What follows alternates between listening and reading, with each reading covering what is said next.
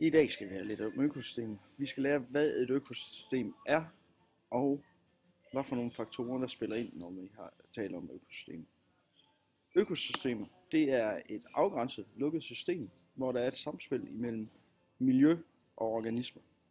Det største økosystem, vi kender, det er jorden, og det kan godt være ret komplekst, så derfor kigger man tit på mindre økosystemer. Og det kan være en mark, eller det kan være en sø, eller det kan være havet.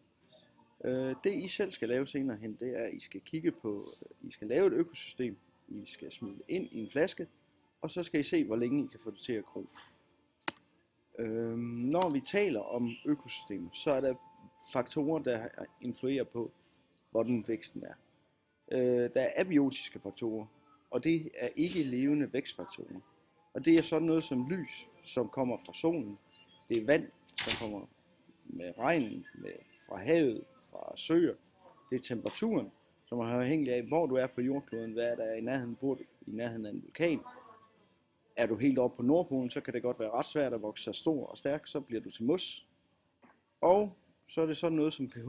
Hvor sur er jorden? Eller hvor basisk er jorden? Det vil også have indflydelse på, hvordan du vokser, eller hvordan planterne vokser. Så er der uorganiske næringsstoffer som nitrat og fosfat. Og det er noget, planter og dyr skal bruge til at opbygge ting inde i cellerne. Der er også biotiske vækstfaktorer, og det er samspillet mellem de levende organismer. Og det er for eksempel sådan noget som, hvor meget føde er der til stede for et dyr. Hvis du er planteæder, så er det hvor meget græs, eller hvor mange træer, eller et eller andet, der er til stede, og hvor meget græs og hvor mange planter, der er til stede, det vil så betyde, hvor mange planteædere kan der være i det område. På samme måde, så er det for rovdyr antallet af fødedyr, det vil sige, hvor mange planteædere er der i området. Det vil være bestemmende for, hvor mange rovdyr, der kan være i området.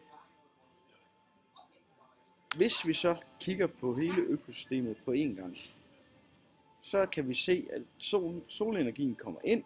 Det får planterne til at vokse sammen med næringsstofferne. De planter, de kan blive spist af planteædere. I det her tilfælde er det en kanin, som så igen kan blive spist af rovdyrene. Når planteædere, planter og rovdyr dør, så bliver de nedbrudt af svampe og bakterier, som nedbryder det hele til uorganiske stoffer, som så igen kan blive optaget af planterne, og derfor har vi en cyklus. Og det er meget kort fortalt sådan et økosystem er, uanset hvor stort det er, uanset om vi snakker om økosystemet som jorden, eller økosystemet som I kommer til at lave, hvor I kommer til at lave det inde i en flaske.